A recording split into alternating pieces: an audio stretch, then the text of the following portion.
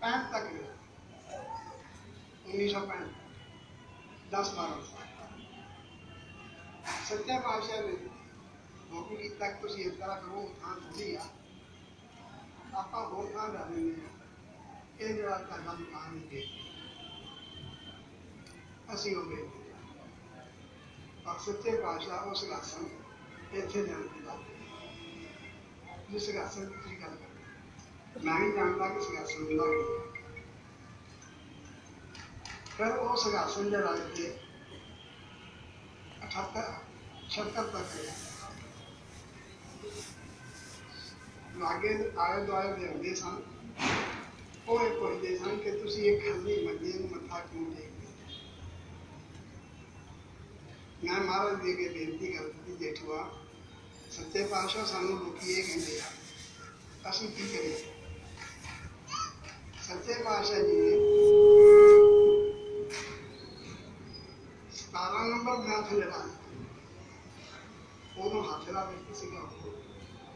कि उत्थे जाके ओए जरा ये संस्कार कर दो फिर सानू ये सब तो पहला बाणी का प्रकाश जो इतने सच्चे पातशाह स्वयं किया इन्हों के कोई 17वां ग्रंथ नहीं है और 17वें ग्रंथ की कापी है क्योंकि सच्चे पातशाह मैंने भी आखा कि नंबर आते तो ग्रंथ पास कर दे मैं क्या महाराज को परमिशन लिया कर फिर इतने लिखताई कि इतने धर्म की काल वो धर्म की काल पानी जो दुनिया की वो जरा था वो सच्चे पातशाह जी ने चलो जो भी होया वो 2000 रुपये का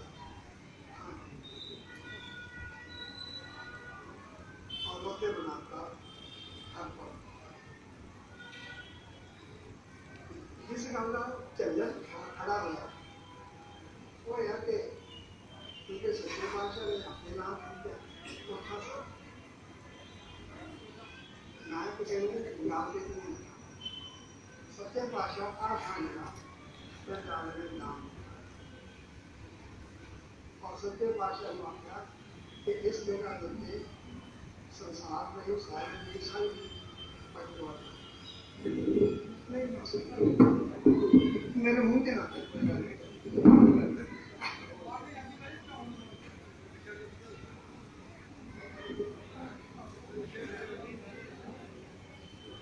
सच्चे पातशाह जी वो थां लिया लेकिन उस थां के अंदर सच्चे पातशाह जी ने जी लिया उन्हें चाचा ये थां श्री हर भगत वा दान कर दें बदरिया महाराज पूर्ण सिंह प्रबंधक उसे शब्द प्रबंधक है प्रबंधक श्री हरपुर महाराज जी इतने आए दीवारी कटी क्योंकि उन्हीं जी ये जगह जी सी म्यूनसिपैलिटी की सी या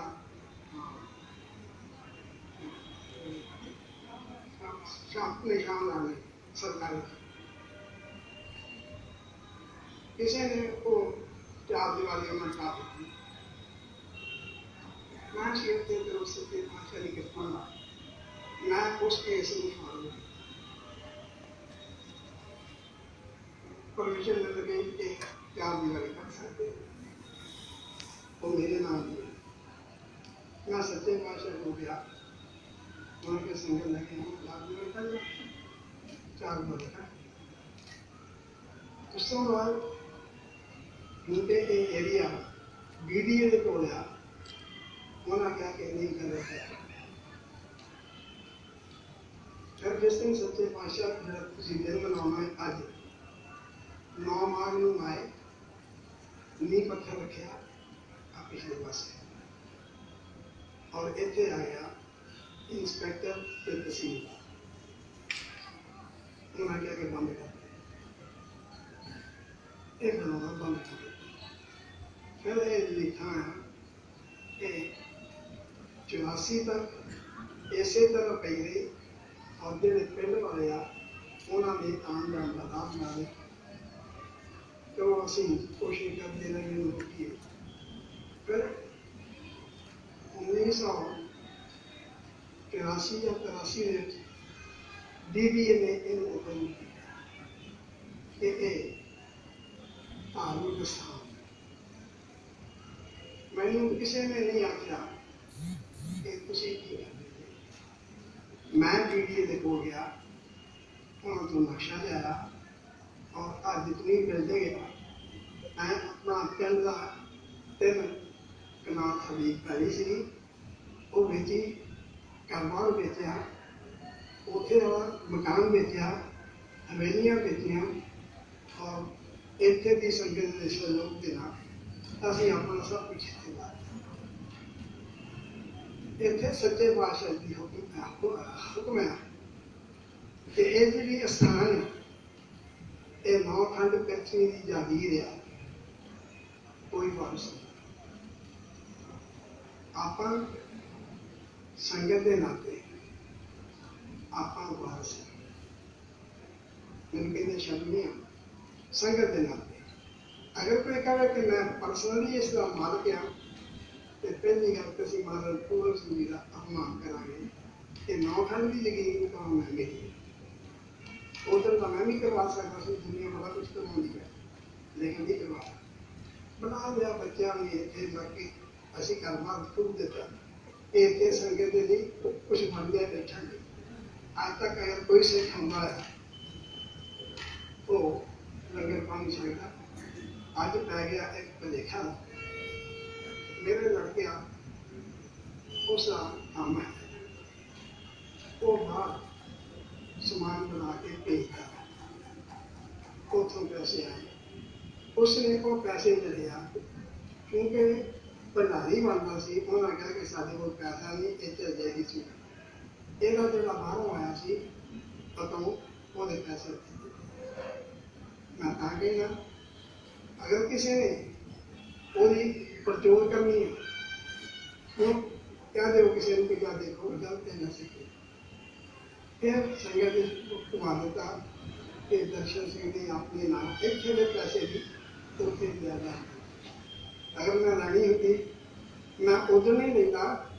जो सानू उतो पैसा मिला सी इतने मैंने 2 एकड़ जमीन मिलनी सी उन्हें पैसे दी लेकिन तू सोच भी नहीं सकते लेकिन सतगुरु जो सतगुरु ने कहा सब करके हूँ भी मैनू वीर सरजीत सिंह दीदी सुचो का टेलीफोन आया सी मैं लगा क्योंकि मैं एक मैसेज पढ़ या टेलीफोन देते कि दर्शन सिंह राजी हो गए चलो उत्थे चलिए उत्थे सत्संग क्योंकि वो गलत सी मैसेज मैं वो उत्तर से बात था कि मेरे किसी ना कोई राजी नामा ना मैं किसी ने कहा कि आओ इतने सत्संग करो पहली गल दूसरी साढ़े को सिर्फ 8 या 9 लैट्रिन हैं क्या इन्ने आदमी उत्थे जा सकते हैं क्योंकि मजबूरी है सानू दिल्ली के अंदर रहने करके छब्बी जनवरी भी आती है जितनी कोशिश बंदोबस्त लगी असी थाने गए उन्होंने कहा देखो इंतजाम है मुश्किल है मैं फिर भी मैं शुक्रगुजार हाँ साढ़े थानेदार साहब इस चीज़ को देखने लिए आए मेरे कहने कुछ नहीं लेकिन जो सच्चे पातशाह सानू हुक्म दिता अपनी अखी ग्रंथ भेज के और उन्होंने इतने स्थापित कर दो असं स्थापित कर दिया फिर इतने बाणी च बार बार आता है कि मैं निर्गुणकार हो गया महाराज शेर सिंह ने दे छी निर्गुणकार हो गया ज्योति जोत हो गया अज तो तुम केवल ज्योति पूजना किसी दूसरे को शब्दों में मत्था नहीं देखना इन्होंने मैं चिट्ठी भी पाई, इतने भी आज मेरे को उधर भी मैं यही कहा था कि देखो अगर तुम आना तो जे तो असं इतने मूर्ति पूजा करनी है नहीं करनी, अगर बाणी चकनी है नहीं चकनी मेरे सब कुछ ये नहीं कि मैं ये गल मैं किसी ने देखा पूरी कर मैंने क्योंकि दीदी ने आख्या सिस्टर ने तो गल्लां करदा करदा पिछा हो गया असीं भी उत्थे उस नूं जवाब दिंदे ते इत्थे कोई ऐसी वैसी है ऐसी वैसी कोई हरकत ना करे। असीं चाहुंदे हां सिख बन के आए हैं, सिख बन के सच्चे पातशाह जो इत्थे मर्यादा चलाई है तुसीं वो नाल करो। तुसीं तो कहने कि महाराज जी ने जेठू वाले मर्यादा चलाई है सवाल ये नहीं कि इतने की हो रहा तुसी जिस मकसद से आए थे वो सत्संग मिल गया और सत्संग सत्य के नाल जुड़ी दा परमात्मा नाल जुड़ी दा सतगुरु के नाल जुड़ी दा तुसी ठीक है हर आदमी का अपना अपना विचार है लेकिन असीं ये चाहते हैं कि अगर संगत इकट्ठी आ इकट्ठी रहनी चाहिए क्योंकि जिथे दो धड़े आ सच्चे पातशाह का हुक्म उठे नहीं हम अगर लड़ाई झगड़ा किसी काम कोई करता है उसे सच्चे पातशाह की नहीं होंगे आप सारे अपराधी हो जाओगे इसलिए इतने आए हैं अगर करना सत्संग करो उनको तो जेठुआ भी लगी दीवार पे लगेगा अगर कहोगे फोटो रख के ही असी सत्संग करना तो वो पानी देख तो बड़ी अगे जाती खुशी आ अगर तुम महाराज की इतने मर्यादा तोड़नी है तो फिर मैं निकलना पर मेरे नाल मैं जावांगा उस कहांगा एडमिनिस्ट्रेशन कहांगा उनको दुआंगा अगर तुम मेरा साथ लेना है फिर सच्चे पातशाह की जो मर्यादा इतने आ उसका आदर करो जी उथे कुछ होगा मेरा और कोई मैं नहीं कहना चाहूँ बाणी की है बाणी की है बस इतना ही मैं कह तुमको बेनती करांगा कि जितने मेरे वीर भैन भरा आए आ वो इतने शांति बनाई रखो महाराज की बाणी सुनो सुनाओ